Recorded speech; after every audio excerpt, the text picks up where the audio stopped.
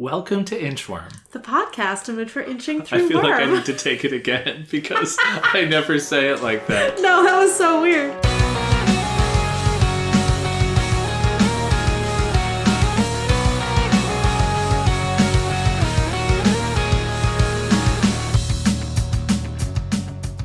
Welcome to Inchworm. The podcast in which we're inching through worm. I'm Jenny. And I'm Ted. We read Sentinel 9.3, the Clockblocker chapter. How? I predicted. Yeah. Well, I knew. How? How did you know? Well, it was obvious. We're only halfway through, so you know. I could be wrong about the others. It doesn't have to be, what did I say, Kidwin, Vista, and then Shadowstalker. It doesn't have to be that order. It does not. It does not. Doesn't even have to be those three people. That's true. That would be more surprising than if the order were different, but it could be full of surprises. Who can say, other than myself and many of our listeners? Everyone else who's read Worm. What did you think of this chapter? I mean, pretty good. Yeah, it had a lot of fun theory stuff. Unfortunately, only asked questions. I guess it did give us a few little hints as to knowledge that exists in this world about Parahumans. And then we got a lot of really fun relational stuff with the wards and Glory Girl. Then we got some action. So really, this chapter had it all. This chapter had it all. Yeah. And what did you think of Dennis? Dennis, Clockblocker. I mean, I felt sympathetic towards him. He has clearly been going through a really tough time in addition to the losses on the wards and the Leviathan fight. His father is dying of leukemia and got additionally injured during the Leviathan attack, so is, potentially going to die within a few days. And he has a lot of anger. He and Vista have this conversation about, how much anger Clockblocker has, and he feels like that anger is what is letting him get through the day and do his duty to the people of Brockton Bay, to the wards, and he's afraid to be without it, but he recognizes that it's making him be unfair towards Weld. It makes him say something really insensitive to Vista and Glory Girl. So he's struggling and having some very understandable emotions. He didn't seem to me like a bad guy. Yeah. All right, well, why don't I get into some more of those details, and then we can tell us what happened. Return to talking about Clockblocker, or just all the stuff that happens around him, as we see fit. So we kick things off, and the wards and some PRT members are in a room watching a taped recording of a university lecture from last year's Parahumans 103 Theories and Patterns class. Unusually, Glory Girl is also here. At first, Clockblocker doesn't know why. We get some fun tidbits. We'll get into the lecture probably in more detail, so I'll skim it very lightly. The professor acknowledges we don't have answers to these questions, but Parahumans, where did they come from? Why are they here? Why do powers seem to be useful in combat? Why don't people die more often when they have trigger events? Why are there patterns in sort of the nature of trigger events and powers granted? How do family power resemblances work? What's the deal with the outliers, like the Endbringers, Scion, the Case 53s? What's the deal with people who have coinciding trigger events getting multiple powers? What mechanism gives people their powers? Is it spread by Scion? A virus? Is it somehow genetic? And while this is going on, Clockblocker gets a message on his cell phone. It's a text from his mom. He excuses himself from the lecture hall, calls his mom, and finds out, as you were saying, that his dad's now on a respirator and he's probably not going to be able to breathe without it again. He has a really bad infection and he's got days to live, optimistically. He just thinks to himself, it's not fair. And he goes back inside, grabs Glory Girl to come outside with him and talk. He learns from her that New Wave might be disbanding, so she's thinking about joining the wards. And he reflects they've lost Gallant, Dean, somebody they have in common who they were both very close to, and sort of, his memory is really hanging over her wanting to join the wards and the interactions that they're having. And he gets up the courage to ask, I know you guys have rules, but is there any chance Panacea could heal my dad? And surprisingly to him, Victoria says, yeah, I'll ask her. I won't make any promises, but I'll see if she'll do it. She doesn't take requests, but I'll ask. Then Weld comes out into the hall, followed shortly by Vista, and Weld is like, we decided to pause the video until you guys could come and join us. I'm sure you have your reasons, but don't take too long because, we don't have time for delays if we're going to do our patrol or, whatever. He leaves, and Clockblocker starts basically venting and complaining about him. And Vista's like, come on, man, he's trying. And then he fires back, what, are you channeling Gallant here? And then he realizes what he has said in front of Vista and Glory Girl. And Vista starts to cry, and she runs away. Really, she steps away by folding the hallway closer so she can take one step and then instantly be gone. He realizes, of course, immediately that invoking their dead friend is a asshole move, especially to two girls who care about him so much. Glory Girl actually takes it pretty well. She says, I get it. I don't think you're a bad guy, but I suggest you apologize to Vista and lay off of Weld. And he feels a little bit of that bad vibes aura off of her and is like, okay. He hears no hard feelings, but he's not sure he believes it. But he does go and chase down Vista and finds her and apologizes. It seems like a pretty, genuine apology. And he really is looking to check in on her. And she confesses, like, look, Gallant was the reason I looked forward to coming to work every day. Like, major crush, even though he was always on and off again with Glory Girl and so much older. And he's like, but, he was my good friend, but I think he really liked you. Like, he always would, smile when he got to patrol with you. Whereas, for some of the other guys, like Aegis, he would just be like, yeah, sure, right? And Vista's like, oh, I thought that was true, but I didn't want to believe it. So they really have this nice bonding moment, and he starts to open up about his anger. Basically, when he's at work, he feels like he should be on the streets. When he's on patrol, he should be with his family. When he's in his family, he's helpless because he can't actually do anything about that situation.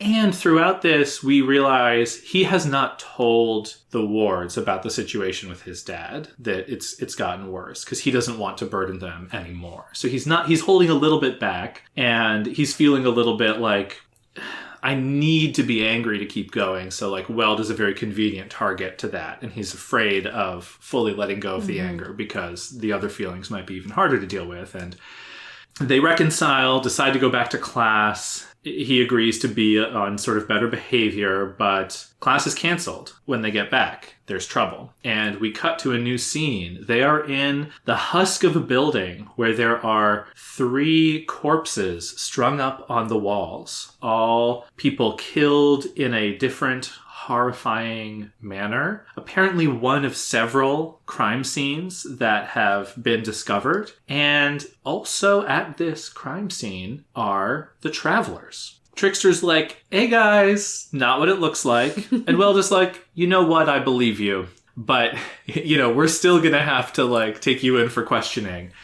And Trickster's like, not a chance. And a fight immediately breaks out with Trickster kind of being the star of the show, using his swapping ability to disorient and confuse all of the wards, And to disable Clockblocker's power, basically. Right. Clockblocker, he can never touch someone, right? Because he keeps getting swapped with his own teammates or with the person he's trying to touch. He just can never actually disable them. There's a lot of really fun maneuvers. Clockblocker and Vista have a good combo. He and Weld actually have also a good moment where Weld is struggling and Clockblocker helps him, so maybe a little bit of reconciliation in the heat of battle. We see, one of Genesis's forms is very effective in this situation, kind of a bat monster, I think, that kind of expels smoke, that makes them cough. We see Weld punch Sundancer's son. There's some great moments. We can talk more about that. And at the end, after he's had this moment of holding the line with Weld, he sort of reflects, you know what? Whatever else is going on, actually being out here fighting, this feels good. This is where he needs to be. This is what he's here for. You know what he probably would really have enjoyed? Training exercises against the other war teams. That is a great point. So maybe he'll come around. Maybe he'll come around on the training. That is so funny. Yeah, I mean, and that's where we leave it. We leave it with the travelers and the wards facing off. Yeah, really nice cliffhanger there. I'm excited to read and see what happens. But yeah, I mean, there's so many things happening here. Yeah, like you said, it's a lot to dig into. I mean, let's go from the end backwards, sort of. We have this really weird crime scene. Oh my god. Where there are these 3 different corpses. I think one was flayed, one was burned, one had had his limbs severed and then reattached by lengths of chain so that he was sort of like a big puppet. Yeah. Incredibly weird. And the travelers say that the puppet guy was alive when they showed up at the scene, too. So, God. Yeah. So they might have more information. Yeah. Truly horrific, like they're like show murders, right? They're like displaying corpse, like what is going on here. It looks like a group is showing off a collection of powers. We don't really know what the merchant's powers are. I don't know that this really makes sense with what they've been doing. It could be a different new villain gang, or maybe it's one of the, I would guess, Hookwolf's splinter of the Interesting. of Empire 88, just because Purity seems like she wouldn't want to. And that sort of fits Hookwolf's MO. Yeah, but does he have a fire breather? Does he have a flayer? I don't know what kind of power that would be. I think it is fair to say that if your theory about they're showing off powers is correct, that we have not seen capes that are known to have this power. But there are a lot of... Doesn't mean we don't know their names, but... There are a lot of capes in Hookwolf's, half of Empire 88 where we don't really know their powers. Right. But this seems like maybe it's an announcement of some kind. Hey, we're here, we're scary. Yeah, and 2 other crime scenes as well. Right, which I assume are similar. Maybe they're different ways that people died. It seems like maybe it's a new gang of villains. Interesting. Interesting. Yeah. There's sort of fertile ground for speculation there. I guess the other thing I'll say is, like, it's a little bit like Hookwolf's MO, like, he just likes killing. Yeah. But, like, it does feel like something where, like, Weld is not like, obviously Hookwolf did this, right? Like, it's a mystery to the characters as well as to the readers. Yes, it's fun. We've got, like, this murder mystery element here. I'm guessing it's people we haven't seen before. Interesting. Just because it feels like the kind of announcement you would make when you come to town and you want people to know suddenly you're here and you're scary. Yeah, well, that's not ominous or anything.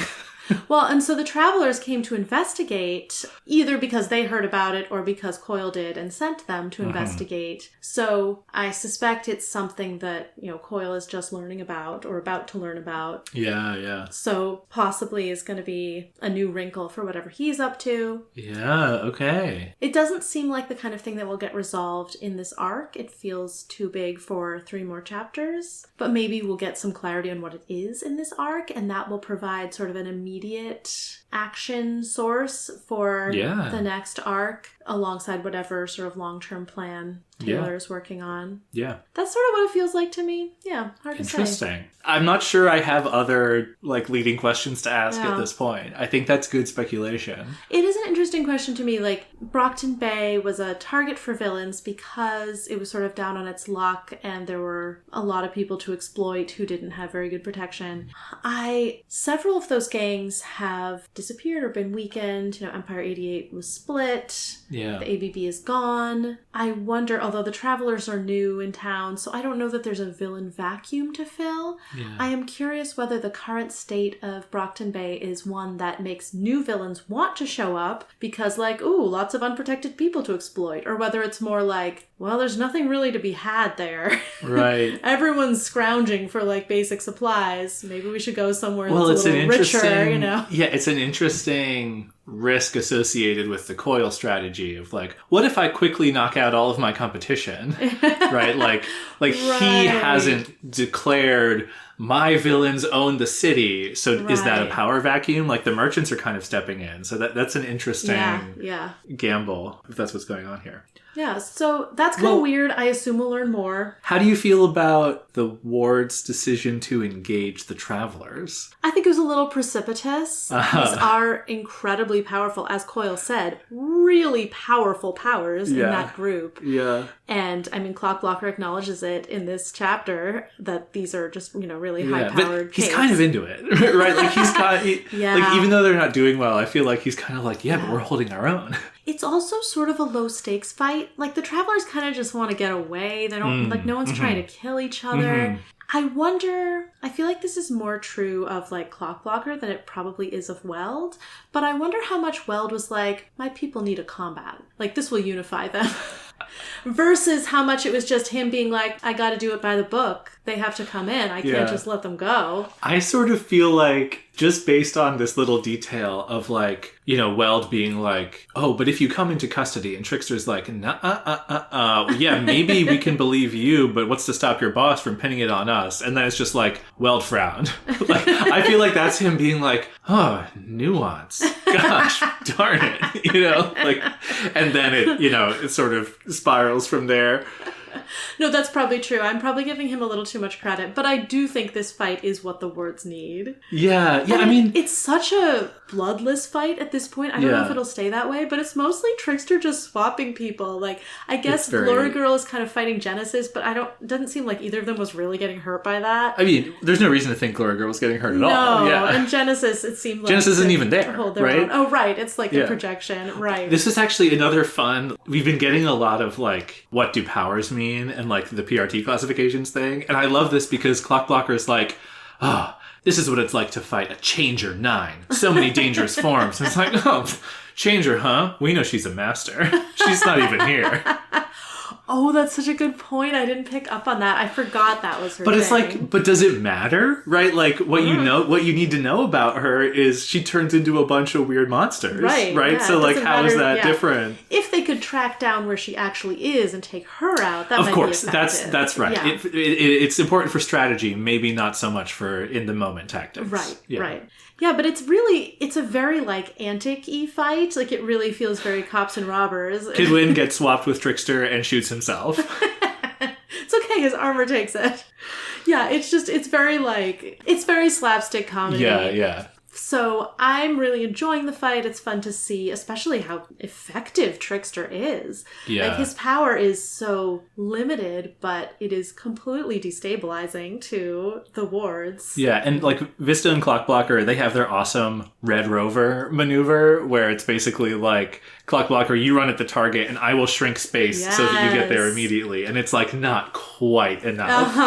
But, like, I love the way that Clockblocker takes it too, because he is reaching out to touch, I think, Trickster. It might have been one of the other ones. And then at the last second, it gets swapped in for Weld. But he was expecting it. He's like, I know I'm not really going to be able to tag him. So he doesn't activate his power and freeze Weld. Right? Yeah. Like, he's sort of in the spirit of... You know what would make this fight more effective for the Wards? If they had done maneuvers against other groups of Wards.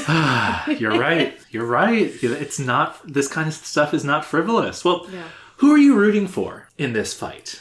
I want the Travelers to get away. Like, clearly they didn't do it. They don't deserve to be taken in. I don't think they should have been attacked in the first place. Yeah. I don't really want anyone to be hurt. I mean, I like the Wards. It's fun to see action without the Undersiders, because we're not, like, automatically like, Undersiders gotta win. Undersiders gotta win everything. Clear, right. Yeah. Right. The home team isn't playing. We're kind of just watching this also, random game. you know, even though I'm, like, rereading this, I'm like, oh, it's so great to get into the head of the Wards, I'm also kind of like, yeah, I want the Travelers to win. Like, you guys are getting destroyed by the Travelers here.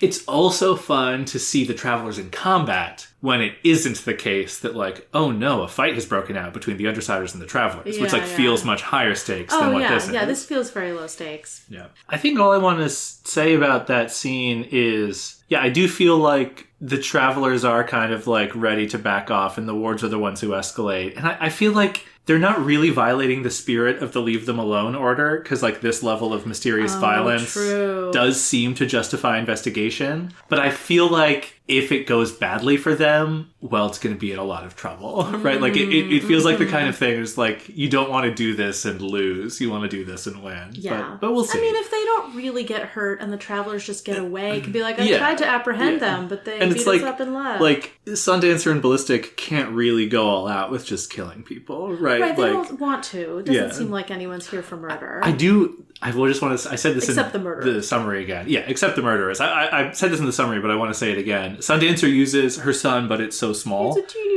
and then Weld just punches it out of existence, and, like, half of his arm turns molten. The sun. It is so cool.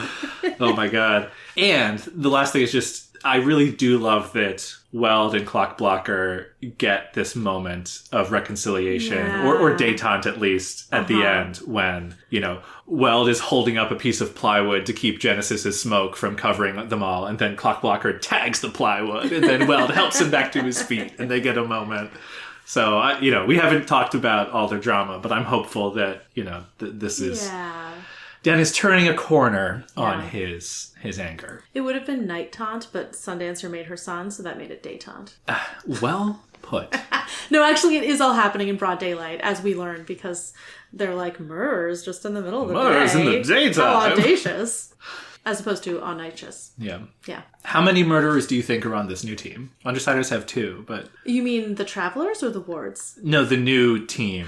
Oh, the new ones. That's come to town. How many murderers do you think there are? Presumably they're all murderers. I don't know how many there are. Okay. I was just asking... If there are 3 crime scenes, I don't know if it's like 3 people who did 3 crime scenes, or if there are like 9 of them and they did 3 different crime scenes with like 3 types of death per crime scene. Okay. Probably some multiple of 3. A multiple of 3. That's incredible. Okay. Maybe it's 3 of them who did the same kind of murder in each crime scene, and then there's a 4th one who's like a thinker. I love that. Yeah. I love that. The fake trio where there's a 4th one, or 9. Those are both great theories. So it is also fun to see Glory Girl fighting with them. I mean, we don't see it in a huge amount of detail, but it seems like she might become a ward. Yeah. Unclear. She says that New Wave might be disbanding, which not hugely surprising considering that, I guess, 2 of the, it seems like 4 adults died in the Leviathan attacks, and also one of the kids. Oh no, it was just one of the adults. One of the adults, and then one of the kids, right? And one of the kids. Yeah, so I could see that being disheartening to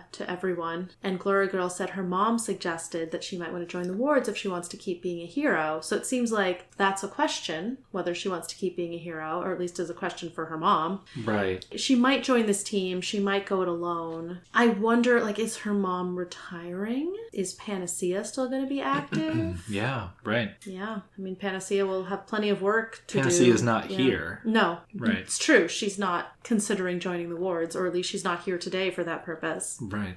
How are you feeling about Victoria after this chapter? Was this a new side? Is this pretty consistent with the Glory Girl you remember? Obviously, she's grieving. She's in a different place emotionally. She seemed a lot more subdued. I really liked the stuff she had to say to Clockblocker. Yeah. About, it was a little bit, aggressive, sort of in a Glory Girl style. Yeah. But it was insightful and I think fair. Yeah, she's sort of using her pushy side for good, right? She's like, you were the one who said everyone had to be nice to Vista, and you made Shadowstalker even cooperate, which it sounds like was really tough. Yeah, right. She's not trying to win him over or persuade him. She's just laying out the case and your calling team it like she's will never forgive you if you don't make it up to Vista right now. And you better be nice to Weld too, because that's what Vista wants. And I love the detail where he's like, I kind of feel like I'm being stalked by a jungle cat, just standing next to her. Is that her she aura? Using her power? Yeah. And then she kind of moves his shoulder or something, and he stumbles, and he's like,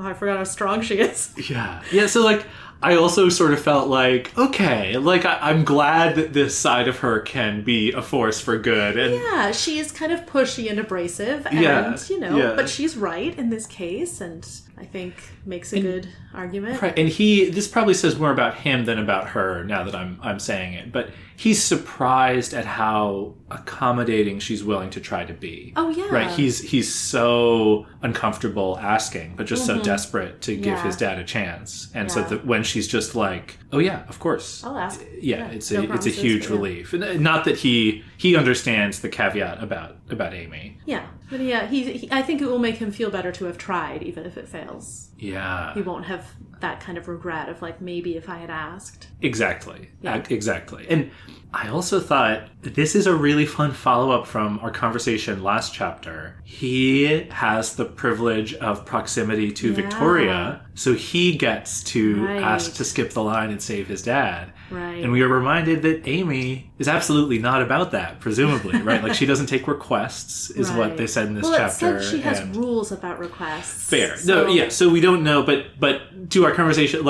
Amy might be the kind of person to be well, Flechette, why are you just giving water to that one cave? Shouldn't we be doing something more? She does seem like someone who has to think about that because of the fact that she can't save everyone, and that's very visible to her all the time. Right. She's cursed with so much to give, right? Yes. Yeah. Someone like Flechette would never feel like she could just doesn't save have everyone. the same pressure. Right. Yeah. I don't think, though, I don't know. I mean, we saw her offering her healing to the wards after the bank job because they, helped save her and her sister. Yeah. I don't know if she would feel like, well, Clockblocker is someone who is giving a lot as a cape, like giving a lot as a hero to protect the city, therefore he deserves this in some way. I don't know that argument would hold a lot of weight with her. That might not be how she thinks. Yeah.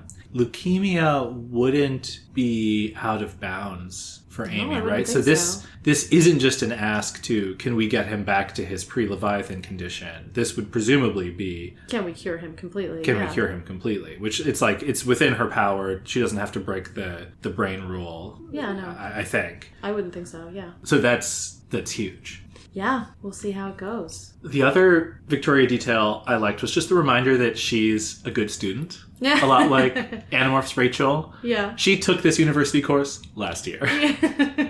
Yeah. You know who I loved, though? Vista.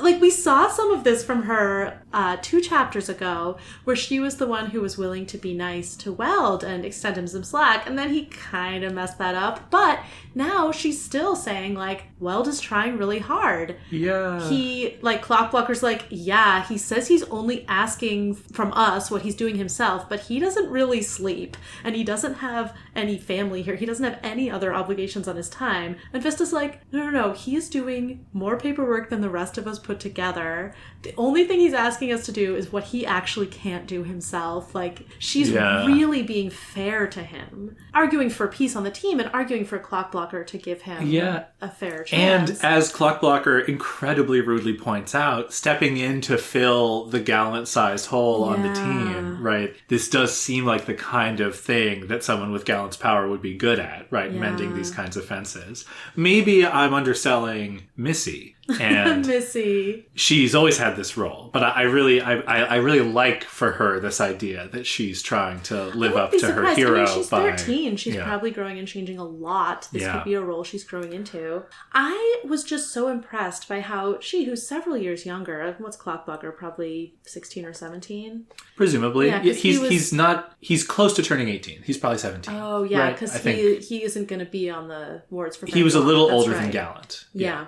He is just consumed by this anger, and he's like, aren't you angry? And she's like, yeah, but you can't let it consume you. And like, if you really don't like Weld, you don't have to force yourself to get along with him, but don't stay like this. Don't stay angry. It's just really insightful, I feel like, from someone so young and someone who's grieving and dealing with guilt. She is able to have this sort of healthy psychological perspective on it that Clockblocker is really struggling with, but she's also really sympathetic to him. She is offering him this sort of gentle advice. And she's like, I miss the old Dennis. And she's saying, like, the things she liked about him. Like, I loved this detail that she says, the guy who picked a sort of rude code name and announced himself in front of the news, so Piggy and the other people in charge couldn't really make him change it because it was funny. I know, yeah. We've seen very little of Clockblocker in the story so far, and it's so fascinating to be in his head at such a low point. Yeah. And in this moment, and in the conversation with Glory Girl, we get some like exposition to be like, he was kind of the funny guy, Clockblocker, jokester on the team, right? Name. Yeah, and I love that as a kind of like sticking it to the man, like teenager standing up to authority thing of like, oops, you guys are stuck with Clockblocker now, and my power's so good, right? Like you can't make me change it. Like I really like that attitude, and it's like so sad that it's not on display in this chapter. They're all just pretty beaten down, but at the end, he's feeling great about this fight. Yeah. It really reminds me of the Buffy thing. I think I've referenced it before in this podcast, of where she'd be like really, really struggling, and then she gets to beat up a bad guy, and it like cures all of her mental health problems. Yeah, no, absolutely. I mean, and it's the nicer spin on Sophia's philosophy about redemptive, retributive violence is kind of that, like, the clarity of having a fight and being able to win the fight, right? Like, it makes sense, right? Like, you have your purpose.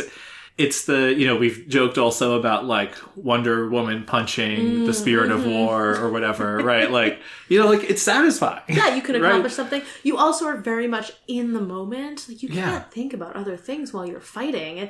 And your body is engaged in this way that like I'm sure there are endorphins involved. Like, yeah. Going back to Vista briefly. Yeah. The thing that devastated me the most was her confession about Dean Gallant. Yeah. I knew I didn't have a chance with him. He was way older. He was rich, handsome. He was dating Glory Girl, or they were just getting over a breakup, or he was starting to patch things up with her for the millionth time.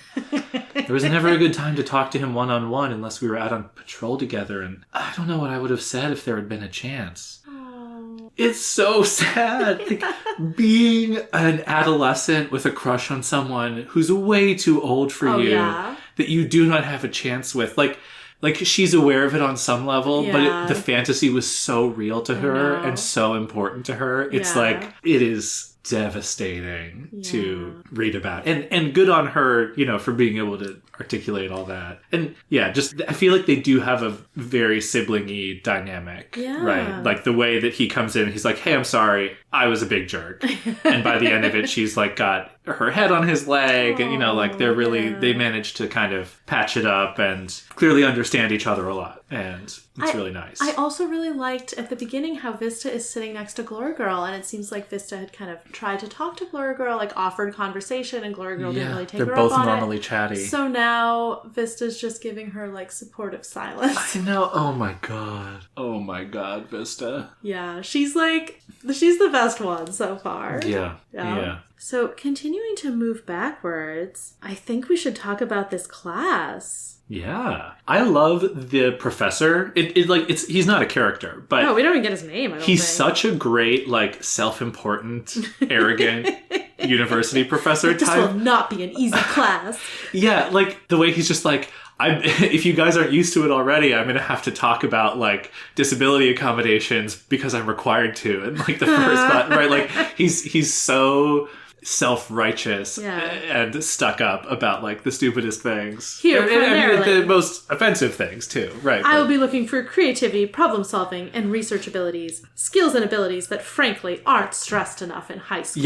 Yeah. And like I've had this professor. Like this is such a recognizable type of person in the academy to me. So I just thought it was very on point. This class is also such a tease. It's asking the questions that we've actually already been asking. There's this thing where he's like, I want you to all ask the tough questions. And I was like, I would do great in this class. I've already asked all these questions. Well, I was thinking about asking you to write your Parahumans 103 final. Oh my gosh. By asking you some of these questions again. So like, Parahumans, where did they come from? Why are they here? I still feel like the giant cosmic being is the best explanation. I don't know how the story will engage with that. It feels a little bit hard to incorporate into narrative, but Miss Militia saw that. Okay. It probably wasn't fake. So this is the seeding hypothesis. Yeah. And it would make sense if multiple people had trigger events simultaneously or in close proximity. You might kind of get overlaps of each other's thing and therefore get other powers. Okay, so that's addressing the exposition about multi-triggers. Yeah. There was that bit.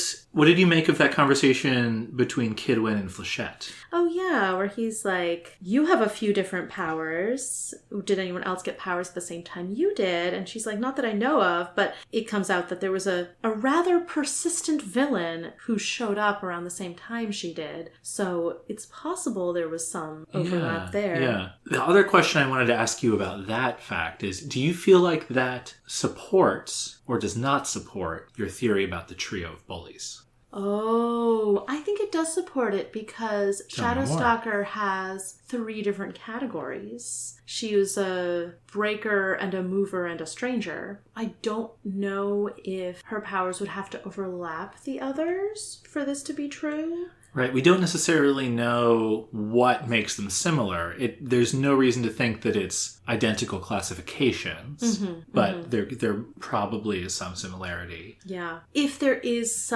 there's something about the event that affects the powers. Like, it seems like they've done research on that, and we've already kind of explored that idea that, psychological damage results in more cerebral powers, physical damage results in more physical powers. Yeah, I thought that was a really interesting thing to pull out. Yeah, so that does seem to be established in this world. But it does seem like maybe there is something about the person that can affect what the powers are. Like, there's this thing where apparently they've researched the genetic theory and they've ruled it out, which feels a little bit, I'm like, really? Are you sure? Like, I can't tell if that's like, no, we just want to take that off the table, or if that's like the narrative being like, they think it's wrong. Yeah. I don't know. Could be interesting. But it is more common for people in families to get powers. Like, if one sibling gets a power, the other is more likely. If a parent gets a power, the kids are more likely. But if a kid gets a power, the parents are not more likely. Yeah. Which is weird. Yeah. I don't really know what would result in that sort of direction of power flow.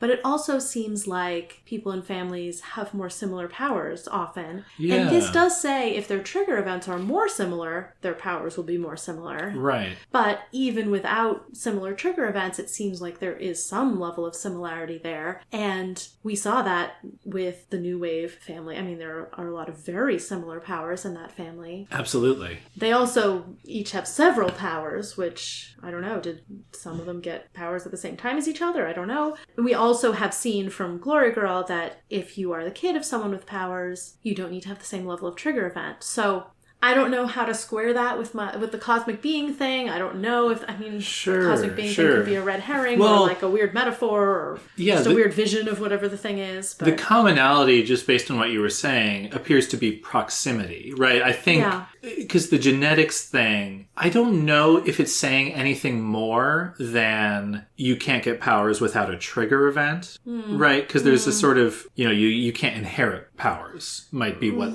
they're saying. You do need to have a trigger event, but do you inherit the ability to have a trigger event? Right. I feel like it could be the kind of like twins separated, type study. Like that feels like the most, plausible thing of like two twins that were separated that end up with different powers, and then you have Fenya and Menya who have the same power or, or whatever.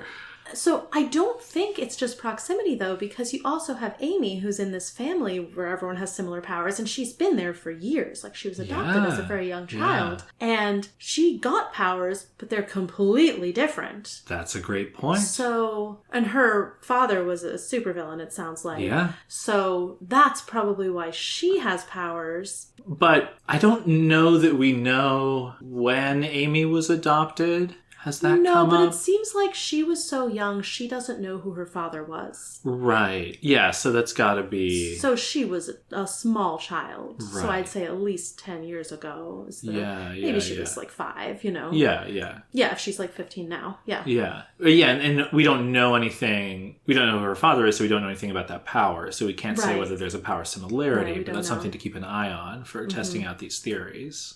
They talk about a couple of other theories. There's the sort of viral theory, but there's never really been a clear pattern of contagion. There's just the proximity theory from, that one guy touched Scion and got the powers, but other people developed powers who hadn't been anywhere near Scion or anywhere Scion had been. Right. So it feels like this is something with multiple points of origin, even if it is kind of easy to point back to like, it all started when Scion arrived. But Scion can't really explain all of the powers. Right. So you're feeling Scion has nothing to do with it? I mean, I think whatever caused Scion also caused... Right. And is causing and the you've powers. Speculated before about why Scion might be different. Yeah, I mean, it's hard to say. The Endbringers are such outliers. I would be very curious to see Scion through Tattletale's eyes and to know if Scion had ever been human. Scion sort of seems to be human, but like not in very recognizable ways. That's a really interesting possibility. Yeah. Yeah. And that even in Danny's interlude, like we got, inhuman vibes off of Scion, right? Just in that TV broadcast. One thing I'm thinking of now is the principle of balance in the Scholomance books, which is sort of a law is a strong word, but it's sort of a rule of the magical universe in those books, which is that, if some great evil arises, something good will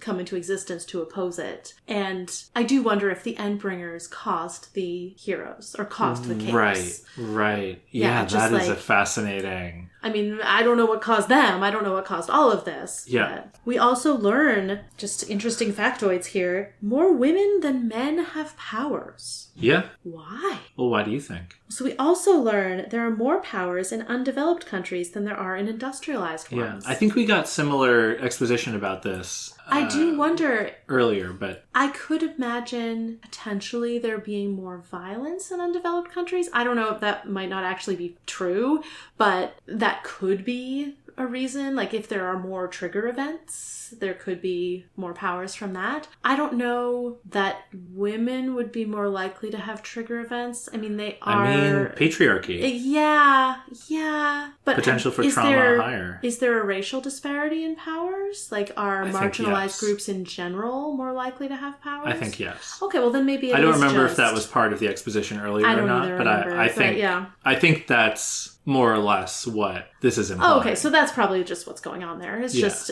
groups that are sort of less privileged, more likely to have trigger events, get powers. I mean, maybe they're more likely to have trigger events, or maybe it is sort of they need it more. Yeah. If powers are sort of a way of redressing cosmic wrongs, cosmic danger. Yeah.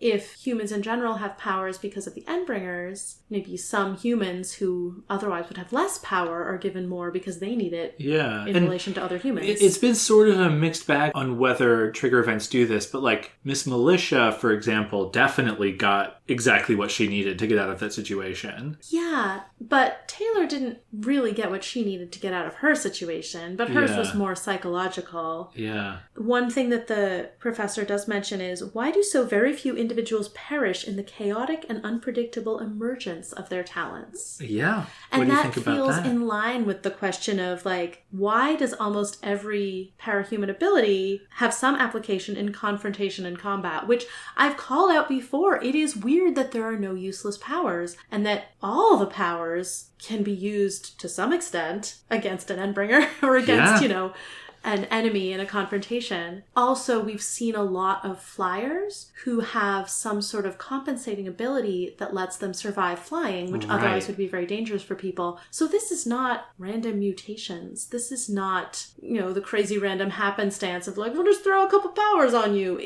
It really feels like design might be a strong word, but like there is some built-in utility of the powers. Okay. Well, how do you square that with the rest of your theory? I mean, theory is a strong word also. It just feels like the thing that's the most obvious possibility that's come out of the text so far. Certainly if the powers are some gift of a cosmic being, something, lands on you and gives you the powers, it makes sense that this gift would actually make you more powerful. Yeah. That it's not going to be like, you have incredibly heavy, strong hands, but not the muscles to lift them with. Like there is something more intentional, something better designed than... Yeah. Which is what we see. All the powers are good. Yeah. I also want to call it out as a genre deconstruction, reconstruction question, because there's an answer. Right, like, he asks, is it the nature of humans to turn any progress to violent ends, be it science or superpower? Or is it by design, an individual's hand at work? Yeah. I mean, it's Wildbow's hand, right? But so the question the story is posing is there a reason within the world of parahumans for this to be the case? And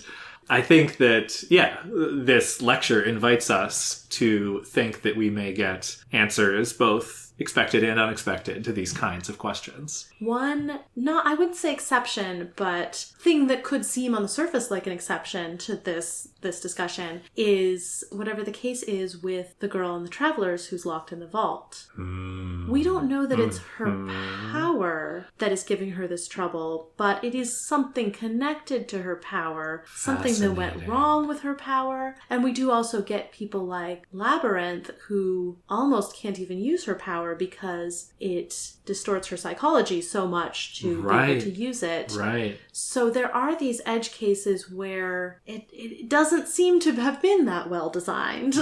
Yeah. I do think of the professor's questions, is this the nature of humans to turn any progress to violent ends, be it science or superpower? I think no.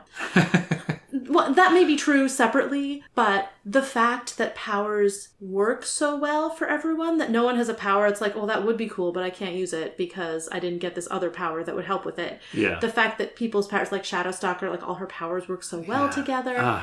All that stuff, the fact that flyers have some sort of protection against the violence of flying. It's not just like humans turning stuff to violent ends. It's like something is deliberately or non-randomly making these powers useful. Right. This crushes my dream of there being a cape that can detect ghosts who never learns that that's their power because there are no ghosts. That's probably true.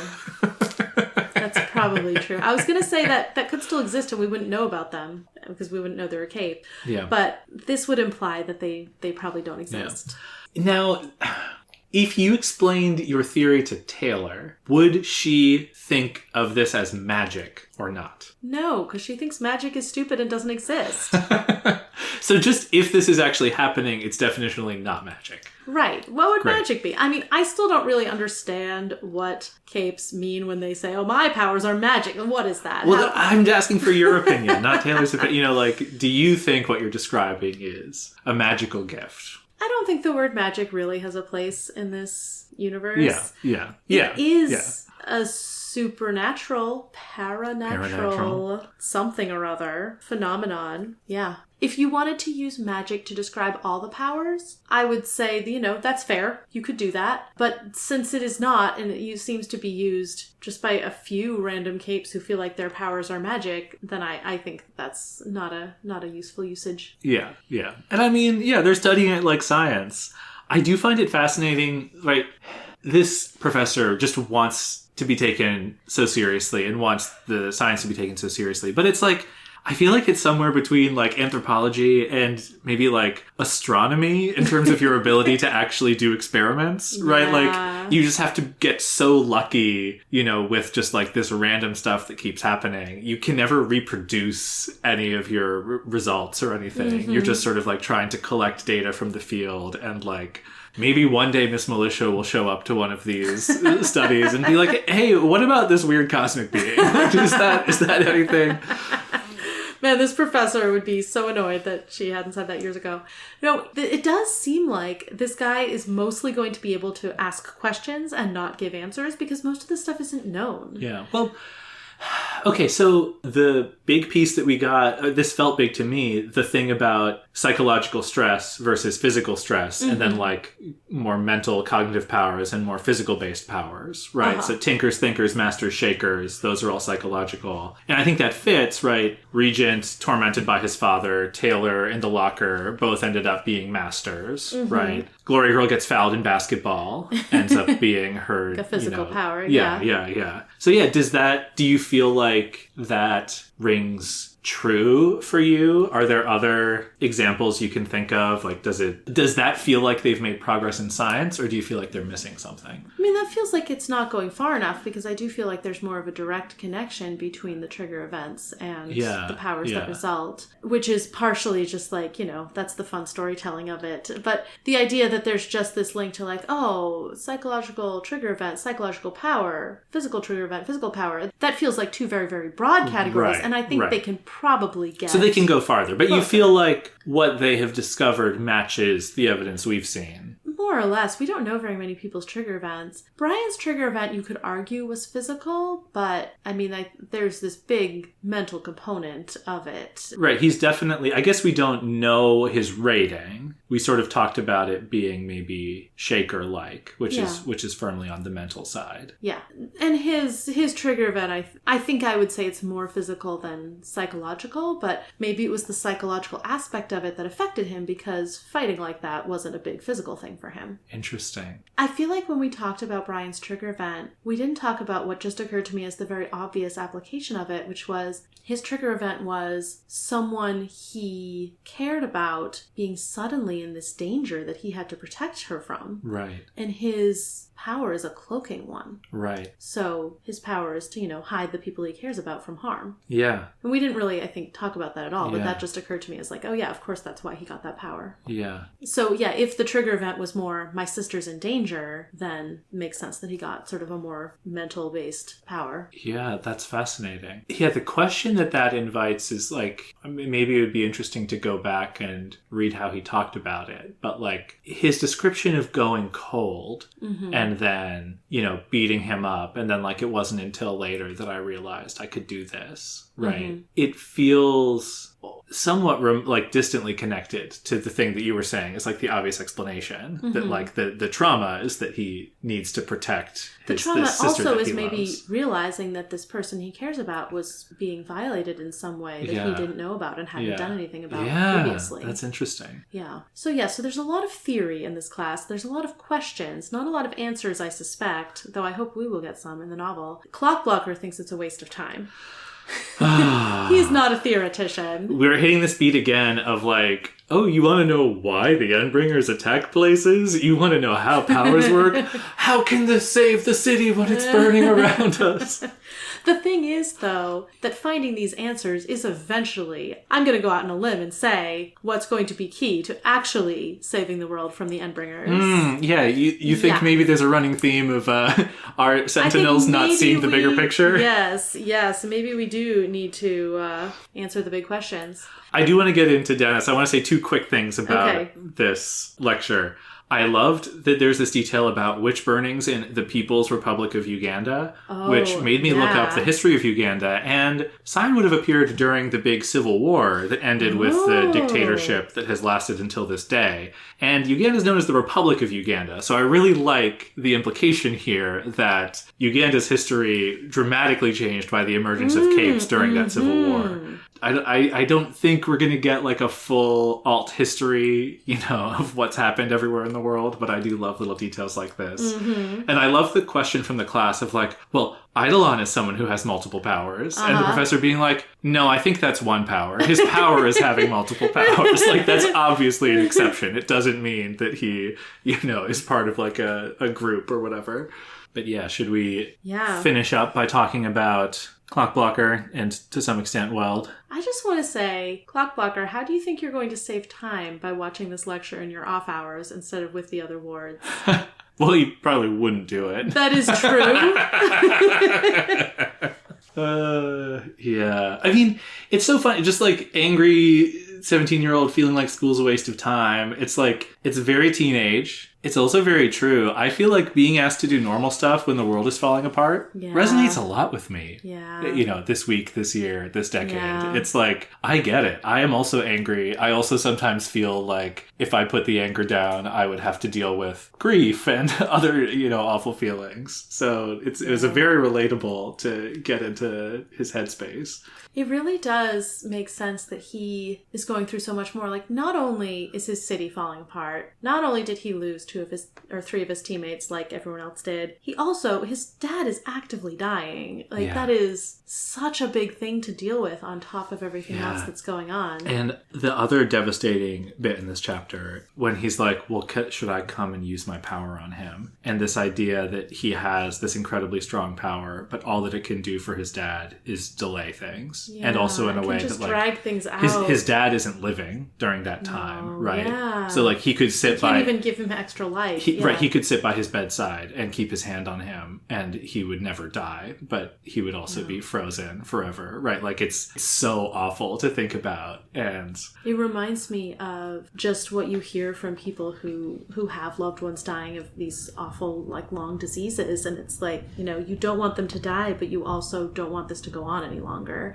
Yeah. And he has the power to make it go on indefinitely, which is such a curse. I mean, I'm glad his mom was like, no, that wouldn't help because, Right. His power is kind of like, you don't have to worry about it, but you only have a temporary reprieve. You don't know how long you're going to be able to relax, which connects to what he's saying about how he can't relax. And like, he also talks about how like, he doesn't want to open up to other people. And I feel like there's a little bit of like, I identify with that a little bit as a masculinity or toxic masculinity thing. Like, your feelings are a burden to you and other people. Yeah, they have enough to deal with, is what he says. Right, but he rationalizes it. They don't need another thing to worry about. I almost feel like he's using his power on himself, right? He's like his emotions. He's like, well, just don't process them. Just don't process them, and they won't come boiling out at some future moment unexpectedly, right? Yeah. Like, yeah. And this is probably just broadly true of like strikers, but his power has this element of like, I just have to focus on one thing,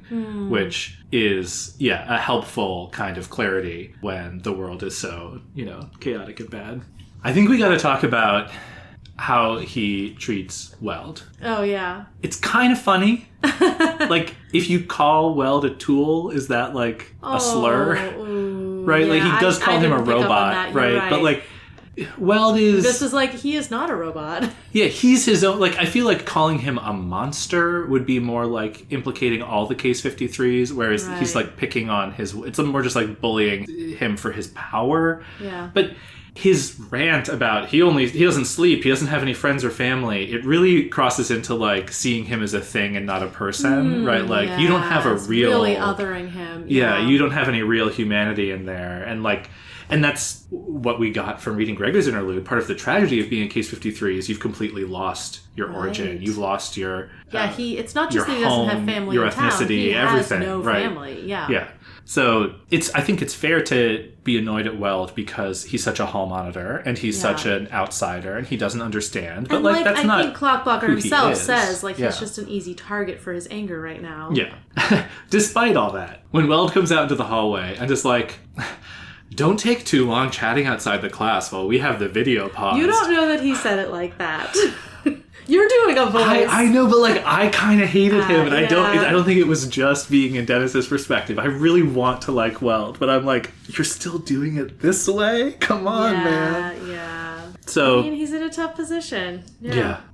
I also the bit where he thinks this. It was just a fucked up set of priorities enforced on them from the people in charge. He shifted restlessly, annoyed, angry. I was getting some Taylor vibes. I was like, you have a really similar relationship to authority, right? Like, maybe they'll be friends once he gets over the thing where he had bugs frozen under his eyelids. You know what? The one thing to say for him is that was not nearly the worst day of his life. I'm not sure he thinks about spiders at all anymore based on this chapter. Yeah, that's actually an interesting question. Is any Cape's trigger event still the worst day of their lives after they fought an Endbringer? Oh.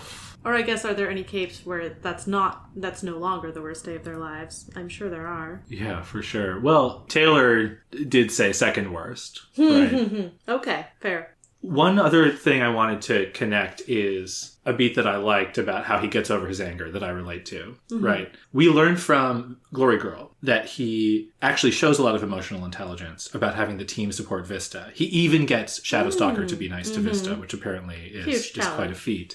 But we don't see him being that way here. But having to care for Vista and be good to her helps him, right? Like, he really has this, like, being able to snap out of your anger or your despair by having to care for others and help other people. That's also a feeling that I, relate to a lot. And so it was really nice that just felt like a very real beat to move that forward.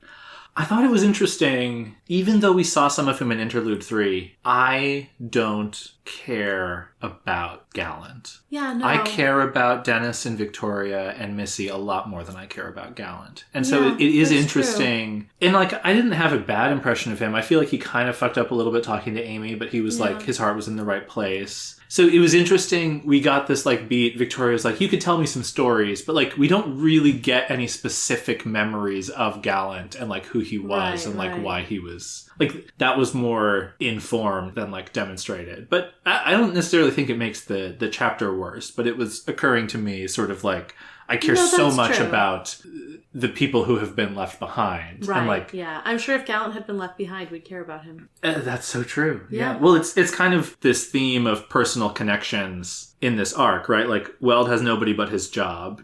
Flechette was like desperate to make one connection, and this is a chapter where we're grieving this loss. Right, it seems like they were really good friends. It probably makes it stronger that we don't care about Gallant, because what we're using that to inform how he affected other people and how they're affected by his loss. Right. And like the cost of having a connection is that it comes with all of this grief and anger at loss, right? Like it reminds me a little bit of the maybe Gru versus Taylor on the Dinah question of like, like, oh, well, like you only care about the people around you versus like you should care about everyone. I guess the last thought that I had was, we get this monologue from him where he always feels angry and frustrated. There's nowhere he feels good. And then at the end of the chapter, right, this fight was a refuge from the feeling that had plagued him since the fight with Leviathan ended. That he was always in the wrong place, doing the wrong thing at the wrong time, in the face of a city in crisis and a dying father. This is what I'm here for. Yeah. To what extent is this in response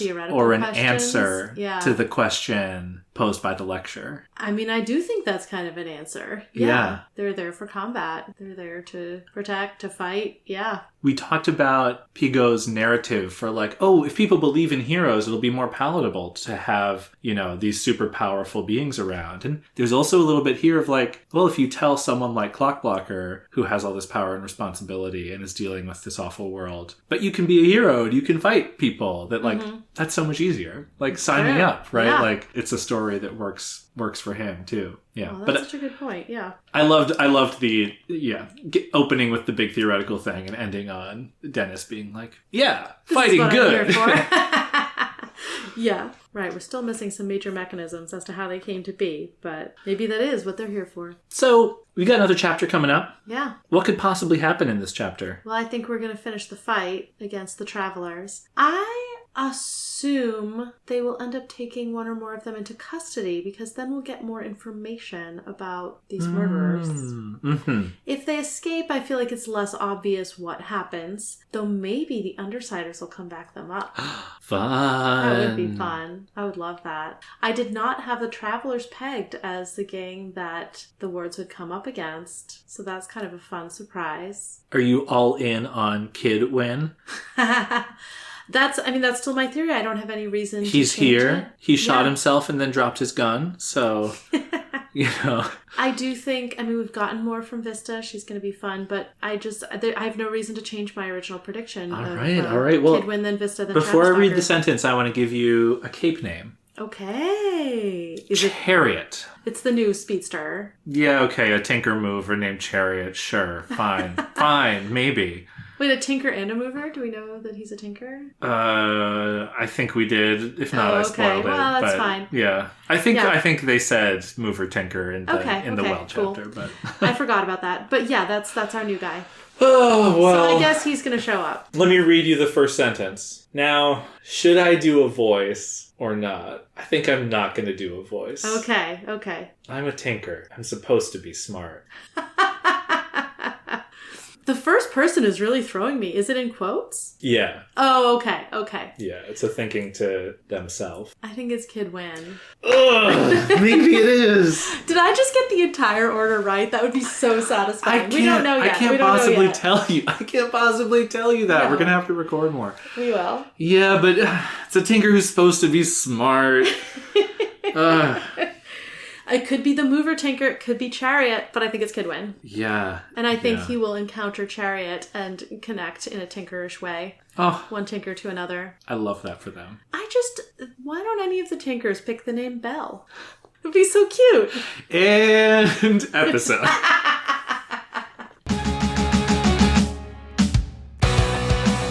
Worm is a web serial by J.C. McCrae. You can read Worm at parahumans.wordpress.com and support the author at patreon.com/wildvote.